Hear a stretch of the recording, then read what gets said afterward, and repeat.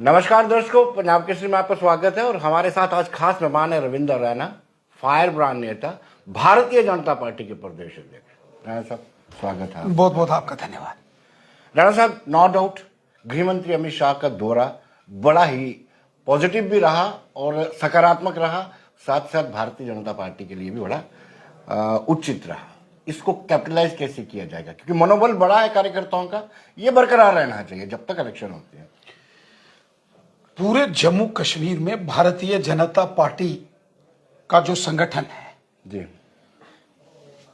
उसमें जबरदस्त मजबूती हमने पिछले 5 साल के इस कार्यकाल में लाई है। जी, पार्टी के कार्यकर्ता चाहे जम्मू संभाग के हों या कश्मीर घाटी में हों, पार्टी के कार्यकर्ताओं ने बहुत मेहनत की है। जी, लगातार हमारा प्रवास, लगातार हमारी बैठकें, लगातार हमारे कार्यक्रम पूरे कश्मीर घाटी में हो रहे हैं। जी, आपने देखा कि 2019 के चुनावों में, चाहे वो लोकसभा के चुनाव थे, जी, हमारे उस वक्त लद्दाख भी जम्मू कश्मीर का हिस्सा था, पहले से अधिक डबल मतों से तीनों सांसद जीते।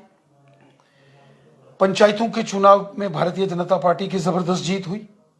बीडीसी के चुनाव हो, डीडीसी के चुनाव हो, शहरी जो निकाय के चुनाव हो, जम्मू के 37 में से 32 म्युनिसिपल कमेटीज, काउंसिल और जम्मू कॉर्पोरेशन में भारतीय जनता पार्टी की सरकार बनी। जी, और इसी पीरियड में कश्मीर घाटी में भी बीडीसी, डीडीसी और शहरी निकाय चुनावों में कमल का फूल खिला। लगातार भारतीय जनता पार्टी का जनाधार जम्मू कश्मीर में बढ़ा। और जब माननीय गृह मंत्री जी की यहां 2 बड़ी रैलीज हुई 4 अक्टूबर को रजौरी में, जिसमें सिर्फ रजौरी और पुंछ, इन दोनों डिस्ट्रिक्ट्स के जो अवाम थी, जनता थी, उसको बुलाया गया था। जी, वहीं बारामूला के अंदर जो उत्तरी कश्मीर में जी, डिस्ट्रिक्ट बारामूला, कुपवाड़ा और बांडीपुरा के लोगों को बुलाया गया था। रजौरी की रैली में 1 लाख से ऊपर लोग उस रैली में आए। जितने ग्राउंड के अंदर थे उससे 4 गुना ग्राउंड के बाहर थे। स्वयं अमित शाह साहब ने हेलीकॉप्टर में, मैं उनके साथ बैठा था, पूरा राउंड किया रैली के ग्राउंड मुझे भी का। मौका मिला था कवरेज करने का। जी, और वैसा ही नजारा उत्तरी कश्मीर के बारामूला के अंदर था। जी, लगभग 60,000 लोग, 60,000 लोग उस रैली के लिए आए। जितने ग्राउंड के अंदर थे उससे 2 गुना ग्राउंड के बाहर थे। जी, और ये चीज दर्शाती है कि जम्मू कश्मीर के अंदर आम जनमानस, आम जनता इस बात को मानती है कि आने वाले दिनों में जब भी यहां विधानसभा के चुनाव होंगे, भारतीय जनता पार्टी की सरकार बनेगी। जी, भारतीय जनता पार्टी का मिशन 50+ जी, हम हासिल करेंगे और जनता के, अवाम के सहयोग से, आशीर्वाद से, लोगों की दुआओं से हम जीतेंगे। जी। और अमित शाह साहब की ये दोनों बड़ी रैलीज जम्मू कश्मीर के पॉलिटिकल इन गतिविधियों में एक टर्निंग पॉइंट का काम कर रही है। रविंद्र जी, सवाल ये पैदा होता है कि अगर 50+ को आपने अचीव करना है तो आपको गुजर बकरवाल एसटी और पहाड़ी भाषियों के बीच में समन्वय और तालमेल और बैलेंस बनाना पड़ेगा। अमित शाह ने अपनी रैली में स्पष्ट कर दिया है कि प्रधानमंत्री चाहते हैं कि जो पहाड़ी भाषी ट्राइब है उनको एसटी का दर्जा मिले, फिर दूसरी ओर गुज्जर कम्युनिटी नाराज होती है, उसको कैसे बैलेंस करेंगे? सबसे पहला काम जो भारतीय जनता पार्टी ने किया वो गुजर बकरवाल गद्दी सिपी कम्युनिटी के लोगों को के लिए किया, जो एसटी समाज पॉलिटिकल रिजर्वेशन दी। केवल पॉलिटिकल रिजर्वेशन नहीं, जी, पिछले 50 सालों से गुजर बकरवाल कम्युनिटी के लोग मांग करते थे कि जम्मू कश्मीर में फॉरेस्ट राइट्स एक्ट लागू होना चाहिए। जी, नेशनल कॉन्फ्रेंस कांग्रेस और पीडीपी ने यहां कभी गुजर बकरवालों के हक में कोई फैसला नहीं लिया। गुजर बकरवालों के वोट लेते रहे कांग्रेस, एनसी और पीडीपी, लेकिन उनके काम नहीं किए। और जब धारा 370 का समापन हुआ, मोदी सरकार आई, तो फॉरेस्ट राइट्स एक्ट यहां लागू किया गया। जी, ये पहला बड़ा निर्णय था। जी। दूसरा बड़ा निर्णय जो गुजर बकरवाल कम्युनिटी के लोगों के लिए लिया गया वो था इंटर डिस्ट्रिक्ट रिक्रूटमेंट जो बैन कर दिया गया था। जी। जो नेशनल कॉन्फ्रेंस कांग्रेस और पीडीपी ने असेंबली में मिलकर गुजर बकरवाल नौजवान बच्चों की नौकरियां खत्म कर दी थी इंटर डिस्ट्रिक्ट बैन करके, जी। वो काला कानून मोदी साहब ने धारा 370 के बाद खत्म किया। जी, बिल्कुल। गुजर बकरवालों को इसका फायदा हुआ, लोग झूमे नाचे। जी। तीसरा बड़ा निर्णय, पूरे हिंदुस्तान में एसटी को पॉलिटिकल रिजर्वेशन थी, जम्मू कश्मीर में नहीं थी। मोदी सरकार ने पंचायत से लेके बीडीसी, बीडीसी से डीडीसी और डीडीसी के बाद अब एमएलए के चुनाव के लिए भी जो है गुजर बकरवाल एसटी कम्युनिटी के लोगों को पॉलिटिकल रिजर्वेशन दी है। जी। और चौथा काम जो मोदी साहब ने गुजर बकरवालों के लिए किया, इंजीनियर गुलाम अली खटाना साहब को राज्यसभा में मेंबर पार्लियामेंट नॉमिनेट किया गया। कोई छोटी बात नहीं। जी रविंद्र जी, जो प्रयोग आपने जब ये बड़े सारे काम गुजर बकरवाल समुदाय के हुए जी, तो भारतीय जनता पार्टी का नारा है सबका साथ, सबका विकास, सबका विश्वास। जी। हमने गुजर बकरवालों के काम किए, हमने वेस्ट पाकिस्तानी रिफ्यूजियों के मसले हल किए, हमने गोरखा समाज, वाल्मीकि समाज, महिलाओं को अधिकार दिए, क्योंकि हमारा मिशन है सबका साथ, सबका विकास, सबका विश्वास। जी। अब इस सबका साथ, सबका विकास, सबका विश्वास में पहाड़ी कबीले के लोग रहते हैं जी, तो उनका भला होगा, और उनके साथ साथ जो ओबीसी कम्युनिटी है, अदर बैकवर्ड क्लासेस हैं, जम्मू कश्मीर में खासकर कश्मीर घाटी में हर चौथा हमारा मुसलमान भाई ओबीसी कैटेगरी में आता है जी। जम्मू में बड़ी संख्या में ओबीसी कम्युनिटी के यहां लोग हैं। 70 साल उनको भी उनके अधिकारों से वंचित रखा गया, इसलिए इन समाज के वर्गों को भी हक मिले, इसके लिए भारतीय जनता पार्टी कटिबद्ध है। 15 अगस्त 2019 को लाल किले से माननीय प्रधानमंत्री जी ने और 24 अक्टूबर 2021 में अमित शाह साहब ने जम्मू में कहा, और फिर 4 अक्टूबर और 5 अक्टूबर को पहले रजौरी में और बारामूला में इसी बात को अमित शाह साहब ने दोहराया। मुझे पूरा विश्वास है कि मोदी सरकार सबके साथ न्याय करेगी। मुझे तो ऐसा लगता है कि पहले आपने पॉलिटिकल रिजर्वेशन देकर के प्रयोग किया गुजरों पर, वो भारी पड़ा। गुजर कम्युनिटी ने आपको वोट नहीं दिया। अब आपने गेम खेलनी है पहाड़ी भाषियों पर, मुझे ऐसा लग रहा है, लेकिन आपको 50+ का टारगेट अगर अचीव करना है तो दोनों को साथ में लेके चलना पड़ेगा, वो बैलेंस बनाना पड़ेगा। मैंने आपको ये बात पहले कही, हमने गुजर बकरवाल समुदाय के लोगों के वो तमाम मसले हल किए जिसके लिए गुजर बकरवाल समुदाय के हमारे भाई बहन, इनके बुजुर्ग पिछले 50 साल जो संघर्ष कर रहे थे, जो 50 साल गुज्जर और बकरवाल कम्युनिटी के हमारे बुजुर्गों ने, भाई बहनों ने जो संघर्ष लड़ा, इंसाफ की लड़ाई लड़ी, वो इंसाफ किसी और ने नहीं, मोदी साहब ने दिया है, अमित शाह साहब ने दिया है, और गवर्नर रूल में हुआ है। वोट गुजर बकरवाल समुदाय के लोग एन ब्लॉक वो एनसी कांग्रेस और पीडीपी को देते थे, कभी बीजेपी को नहीं दिए। लेकिन काम और इनके मसले सारे भारतीय जनता पार्टी ने हल किए। और जैसे मैंने कहा, वेस्ट पाकिस्तानी रिफ्यूजी, गोरखा समाज, वाल्मीकि समाज, महिलाएं, बॉर्डर के लोग, इन सब के मसले भारतीय जनता पार्टी ने हल किए हैं। तो अब रहे हैं ओबीसी, अदर बैकवर्ड क्लासेस जो समाज है, और पहाड़ी कबीले के लोग। आखिर इनका भला भी तो होना चाहिए, क्यों नहीं होना चाहिए? लेकिन रविंद्र जी, उनको भी तो कंट्रोल में रखना है, जो बिल्कुल तैयारी में है। जैसे ही पहाड़ियों को एसटी का दर्जा मिलता है, वो सुप्रीम कोर्ट में जाने वाले हैं।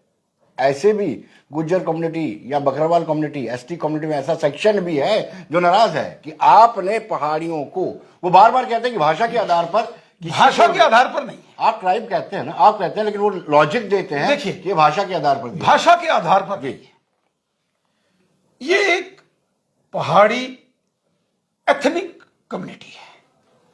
ट्राइबल एरियाज में आप सर्वे करें, आप एक बहुत वरिष्ठ पत्रकार हैं, पिछले 25-30 सालों का आपका बहुत अनुभव है पूरे जम्मू कश्मीर में। एक पत्रकार के नाते से आपने बहुत रिसर्च की है।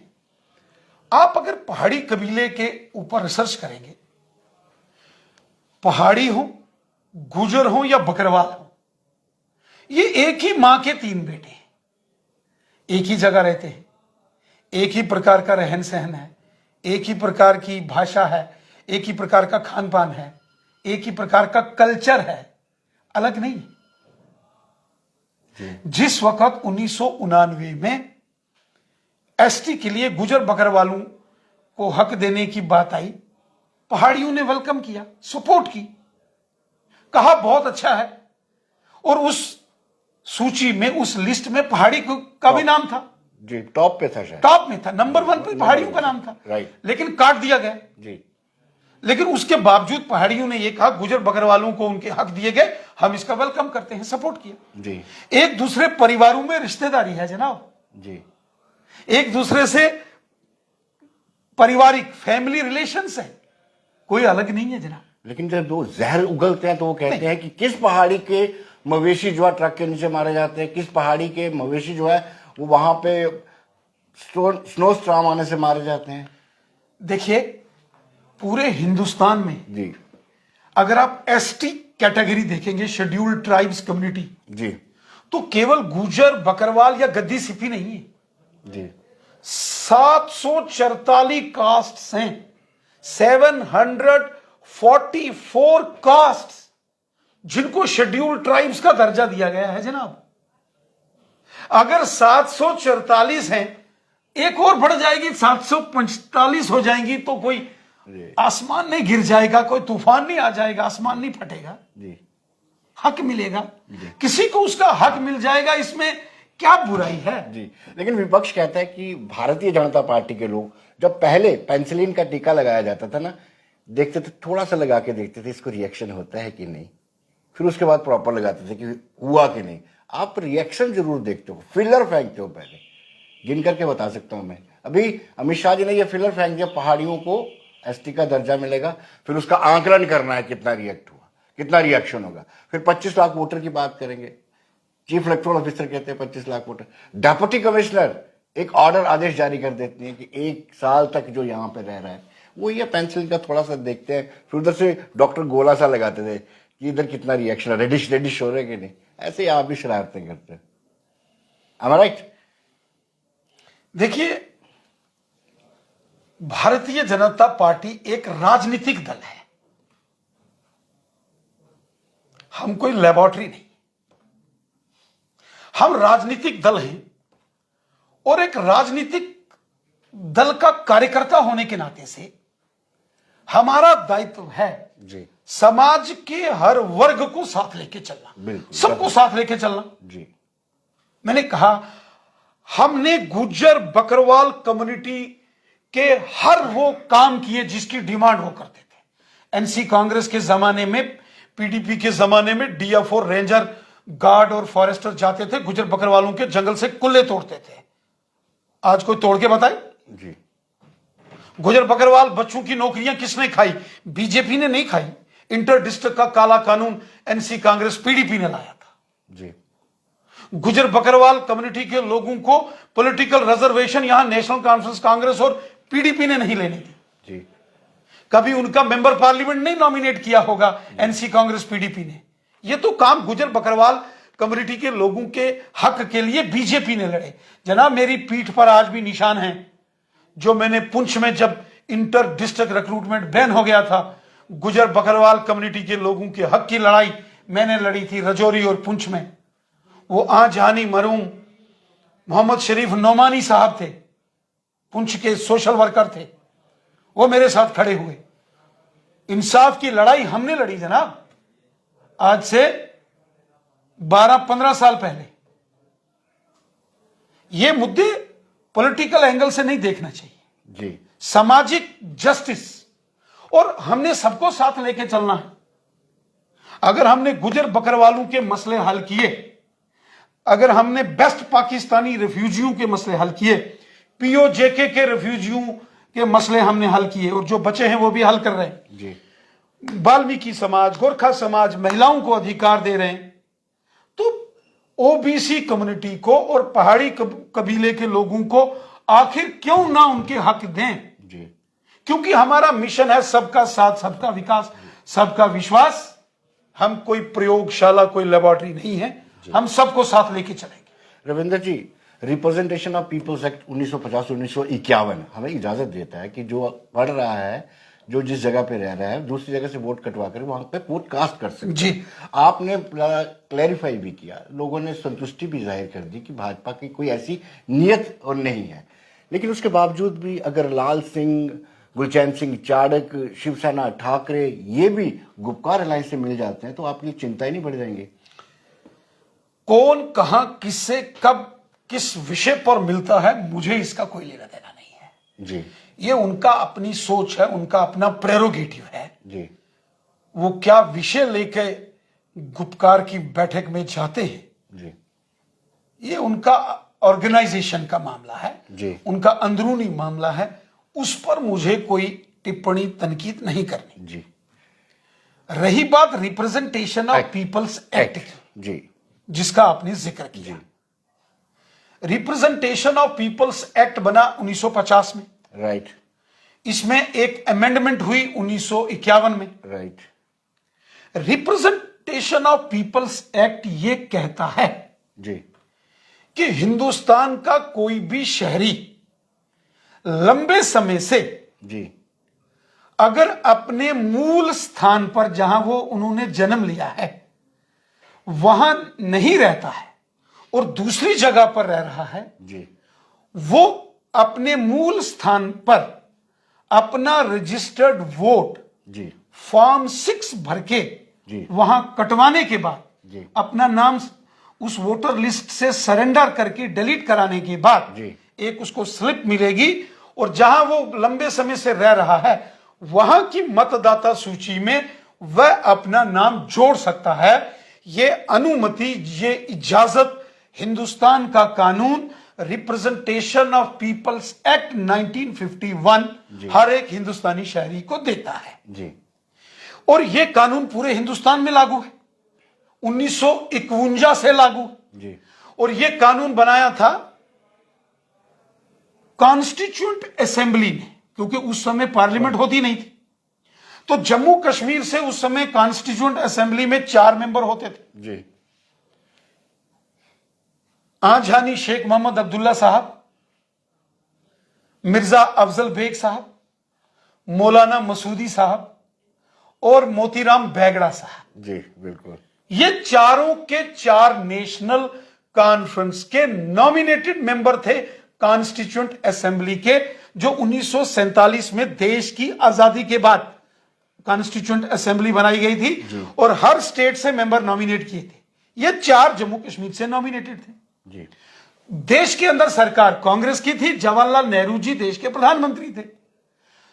कांग्रेस की सरकार ने शेख मोहम्मद अब्दुल्ला जी, मौलाना मसूदी साहब, मिर्जा अफजल बेग साहब, मोतीराम बैगड़ा साहब द्वारा साइन किए गए कानून को पूरे देश में लागू किया जाए तो ठीक है, और वही कानून जम्मू कश्मीर में लागू हो जी। तो यहां बड़ा विवाद पैदा हो जाता है। ये बात समझ नहीं आई, डाइजेस्ट नहीं होती है, हजम नहीं होती। हजम नहीं होती है ये बात। जी।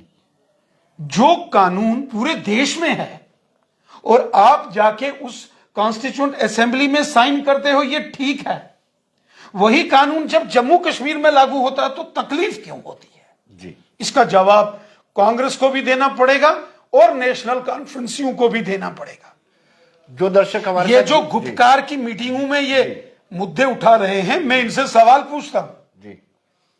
चूंकि ये कानून जम्मू कश्मीर में लागू नहीं होता था, यहां धारा 370 थी, इन्होंने अलग से रिप्रेजेंटेशन ऑफ पीपल्स एक्ट बनाया था। जी।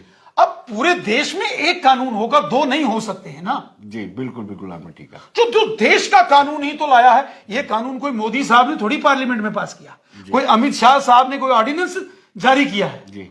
सिर्फ धारा 370 के खत्म होने के बाद ये पूरे देश में यहां लागू हो गया है। जी।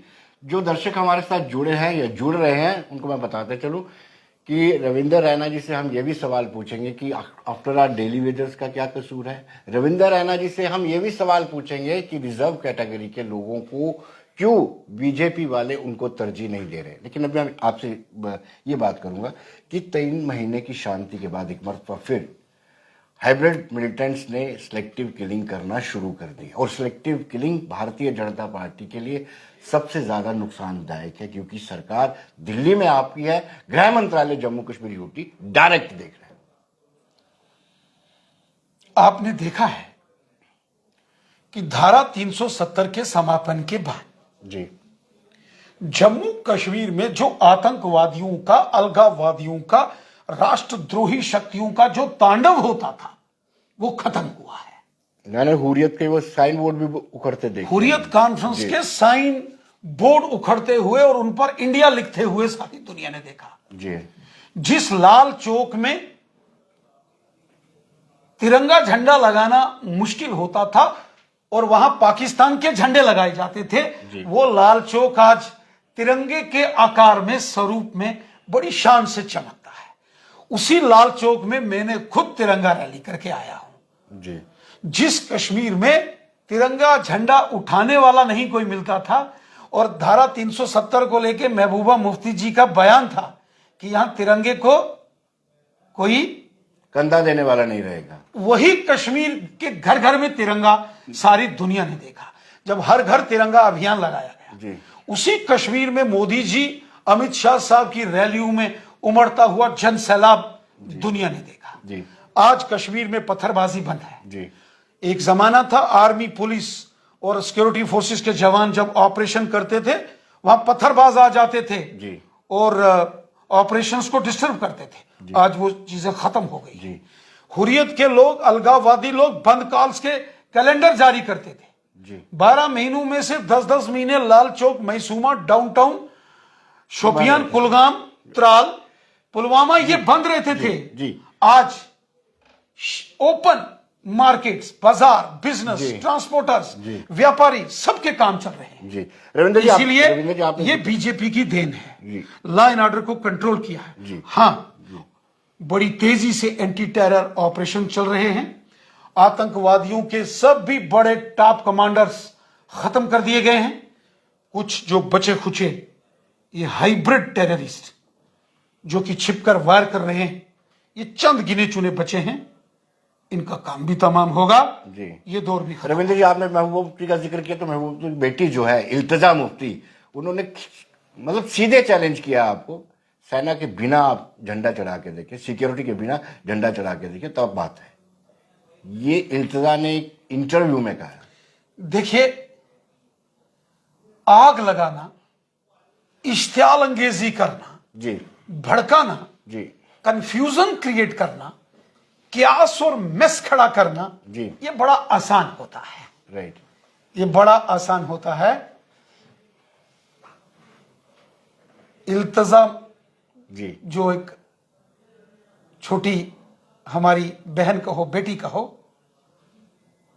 उन्होंने जो टिप्पणी की है, उनको एक बार अपनी माताजी से भी बात करनी चाहिए।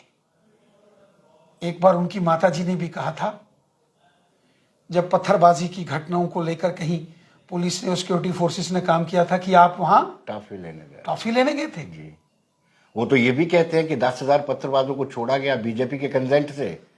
देखिए, जी इश्तियाल अंगेजी करना, प्रोपेगेंडा करना आसान है। जी वो क्या चाहते हैं कि कश्मीर से सारी सेना हटा दें, सारी पुलिस हटा दें, सारे पैरामिलिट्री फोर्सेस के जवान हटा दें और पाकिस्तान के आतंकवादी बम, बंदूक, पिस्तौल, गोलियां लाकर कश्मीर के अंदर कब्रिस्तान बनाएं।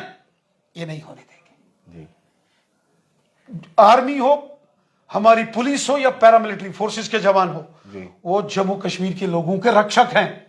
हमारे जवानों ने सीने पर गोलियां खाई और जम्मू कश्मीर की आवाम की हिफाजत की है। जी आवाम की रक्षक है हमारी आर्मी, पुलिस और पैरामिलिट्री फोर्सेस। और इतना ही बड़ा गुमान है अपने इस प्रोपेगेंडा करने वाले बयानों पर, तो जो आपके इर्द गिर्द सिक्योरिटी है, जरा उसको छोड़ के दिखाओ। जी तिरंगा झंडा तो हम लगाएंगे, वो लग रहा है, कश्मीर के लोग लगाएंगे। कश्मीर के लोग दिल से हिंदुस्तानी हैं, पक्के हिंदुस्तानी हैं। आज आर्मी, पुलिस और सिक्योरिटी फोर्सेस के जवान अगर कश्मीर में बड़े बड़े ऑपरेशन करते हैं, आज कश्मीर में अगर दहशतगर्दों का सफाया हुआ है, कश्मीर की लोगों की मदद से हुआ है। वो चाहे वहां के मुसलमान हैं, पहाड़ी हैं, गुजर बकरवाल हैं या कश्मीरी, जी, सबकी मदद से हुआ है। जी। रैना साहब, जब रूबिया सैयद ने यासीन मलिक और समेत बाकी लोगों को पहचाना पहली में, दूसरी बार उसने इनकार कर दिया, उसमें क्या स्ट्रेटेजी है उनकी? पहले पहचान लिया, शनाख्त कर ली, यही है, इन्होंने किडनैप किया था, दूसरी बार क्या है कि नहीं?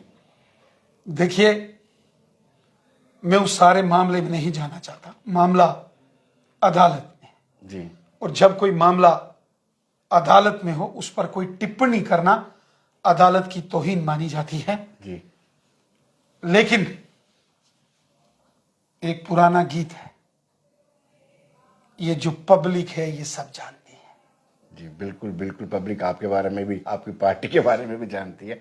लेकिन होम मिनिस्टर की बेटी, जी, जब आंजानी मुफ्ती मोहम्मद सैयद साहब होम मिनिस्टर थे, जी, होम मिनिस्टर ऑफ इंडिया की बेटी घर से निकलती है, मेटाडोर में बैठती है, आम मेटाडोर, यानी और आपका कहने का मतलब मेटाडोर से दूसरी जगह जाती है और वहां किडनैप हो जाती है। जी, ये स्क्रिप्टेड था सारा? मैं इतना ही कहूंगा, बिना कहे आपने कह दिया कि ये सारी स्क्रिप्ट मैं इतना ही कहूंगा। जी, अब मैं असल मुद्दे पे आता हूँ। रैना साहब, जब मैं किसी धर्म विशेष पर चर्चा नहीं करूंगा, ईद की बात होती है तो एम्प्लॉयज को सैलरी पहले मिल जाती है, अब ये डेली वेजर बड़े लंबे समय से, इनके बारे में क्या कहेंगे? फिर उसके बाद मैं रिजर्व कैटेगरी के बारे में बताऊंगा। डेली वेजर्स को आपने शोर तो किया, लेकिन सुनवाई नहीं होती है। रविंद्र रैना की सुनवाई नहीं होती है राजभवन में, रविंद्र रैना की, जी, यानी बीजेपी, ये हमेशा ये कोशिश रहती है जी, कि अपने लोगों की दुख तकलीफ कष्ट परेशानियां मैं दूर करूं। मैं लोगों का सेवादार हूं, सेवक हूं, मैं हमदर्दी जी, लोगों के लिए मेरे दिल में है, जी, और मैंने हमेशा लोगों के दुख सुख का मैं साथी हूं। जी, आप एक बात मानिए, जी, मैं जब एमएलए भी था जी, तो डेली वेजेस के हक की लड़ाई लड़ता था। जी, जब यहां बीसी रोड से आंदोलन निकला, प्रोटेस्ट, जी, शर्ट उतार के हमारे भाइयों ने, नौजवानों ने जी, प्रोटेस्ट मार्च किया, जी, मैं उनके साथ प्रोटेस्ट मार्च में शामिल हुआ। जी, मुझे पता, मैं उस गवर्नमेंट का हिस्सा था, जी, और वहां अंदर सवाल पूछा गया कि आप being a part of the कोalition government, आप अपोजिशन का काम कर रहे हैं। मैंने कहा मैं अपने डेली वेजर्स की हक की लड़ाई में उनके साथ हूं। जी, वो चाहे डेली वेजर्स हैं, रैबरे खेल हैं, रैबरे जंगलात हैं, वो चाहे एसपीओज हैं, वीडीसीज हैं, होम गार्ड्स हैं, एमजी नरेगा के कोई है, सबकी लड़ाई लड़ता हूं। और मैंने मुद्दे हल कराए हैं, जी, SRO 202 जी, और सर्व शिक्षा अभियान, रमसा के तहत अपॉइंटेड टीचर्स, वीडीसीज, ये सब मामले जो अटके पड़े थे इनके समाधान कराए। डेली वेजर्स भी 250 और 500 रुपया, और वो भी ईद और दिवाली के दिन मिलता था, पूरे साल 2 महीने बाकी नहीं मिलता था।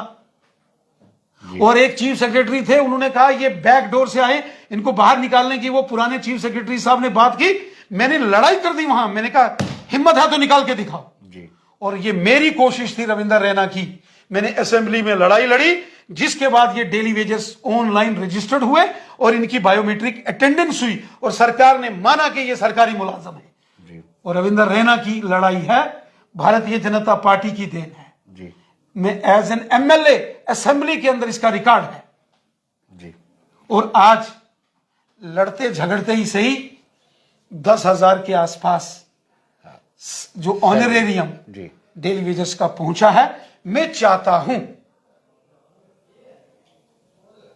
डेली वेजर्स की डिमांड्स को माना जाए, क्योंकि डेली वेजर्स जो हमारे भाई बहन, हमारे नौजवान हैं, जिन जिन डिपार्टमेंटों में काम कर रहे हैं, उन डिपार्टमेंटों की ये रीढ़ की हड्डी हैं। एक दिन स्ट्राइक करते हैं, पूरे जम्मू कश्मीर में पानी की सप्लाई ठप हो जाती है, जी, सारे डिपार्टमेंट्स डिफंक्ट हो जाते हैं। जी, मैंने एलजी साहब को भी कहा है, मैंने चीफ सेक्रेटरी साहब को भी कहा है, इनके लिए सोचना पड़ेगा। मिनिमम वेजेस एक्ट का कुछ प्रोविजंस उन्होंने लाया है। हालांकि हमारे साथी उसमें सहमत हैं या नहीं हैं, नहीं सहमत नहीं है। वो कहते हैं कि हमें रेगुलराइज किया जाए सैलरी। मैं सहमत हूं उनके रेगुलराइजेशन पॉलिसी होनी चाहिए जी क्योंकि एक बार डिसीजन लेना पड़ेगा जी। और एलजी साहब अगर लें तो हमारे ऊपर बहुत मेहरबानी होगी।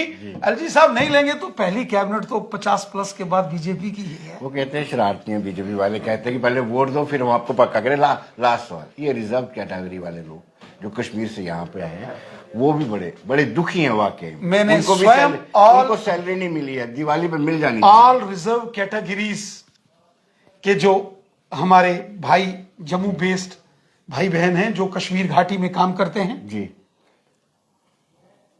उनमें जो टीचर्स हैं उनकी सैलरी रिलीज कर दी गई जी। हेल्थ डिपार्टमेंट बोला, हेल्थ डिपार्टमेंट की नहीं हुई है। वो करवा दीजिए। और आज मेरे पास कुपवाड़ा जिले के और बारामूला के आए थे टीचर्स भी कि इन 2 जिलों की नहीं हुई है। मैंने फौरन वहां के चीफ एजुकेशन ऑफिसरान से उनके सामने बात की है, उसके लिए भी मैं कोशिश कर रहा। बाकी डिपार्टमेंटों के जो हमारे भाई बहन हैं उनके लिए भी मैं प्रयास कर रहा हूं। और साथ ही साथ जो कश्मीरी पंडित पीएम पैकेज और नॉन पीएम पैकेज के तहत लगे हैं उनके लिए भी ट्रांसफर पॉलिसी और all Jammu based reserve category employees जो कश्मीर डिवीजन में पोस्टेड हैं उनके लिए भी ट्रांसफर पॉलिसी बने। हालांकि कुछ टेक्निकल इश्यूज हैं, लेकिन मेरा यह मानना है कानून जो पहले बने हैं वो भी सरकारें बनाती हैं, अमेंडमेंट्स भी सरकारें करती हैं। तरमीम भी हो सकती है, कुछ पत्थर की लकीरें नहीं हैं, होनी चाहिए। अकॉर्डिंग टू द सर्कमस्टांसेस निर्णय लेने पड़ते हैं जी। और हम कोशिश कर रहे हैं। भारतीय जनता पार्टी ने एक 5 सदस्यीय टीम का गठन किया है, इसमें डॉक्टर निर्मल सिंह जी की अध्यक्षता में वो कमेटी, जिसमें डॉक्टर देवेंद्र मनियाल जी, श्री गिरधारी लाल रैना जी, अजय भारती साहब बोलते हैं, और श्री हीरालाल भट्ट जी, श्री चांद जी भट्ट इसके सदस्य रहेंगे। ये कश्मीरी पंडित समाज के से जो बिलोंग करने वाले हैं हमारे एम्प्लॉइज हैं या जो ऑल रिजर्व कैटेगरीज हैं उन सबसे मुलाकात करेंगे और इनकी समस्याओं का समाधान करवाने की पूरी कोशिश करेंगे। रविंद्र जी बहुत बहुत शुक्रिया। लेकिन दर्शकों को लास्ट में ये बताते चलो, ये रविंद्र जी तेज तरार नेता इसलिए हैं, ये सहाफ़ी भी हैं, आपको पता नहीं होगा, जो जर्नलिस्ट है, मेरे कुलीग भी रह चुके हैं। धन्यवाद। मुझे आपके अंडर काम करने का मौका मिला, आपसे मुझे सीखा है, आपसे बड़ा सीखा है। और एक जमाने में आप हमारे बॉस होते थे, मैं आज भी आपकी बड़ी कदर करता हूं। Thank you.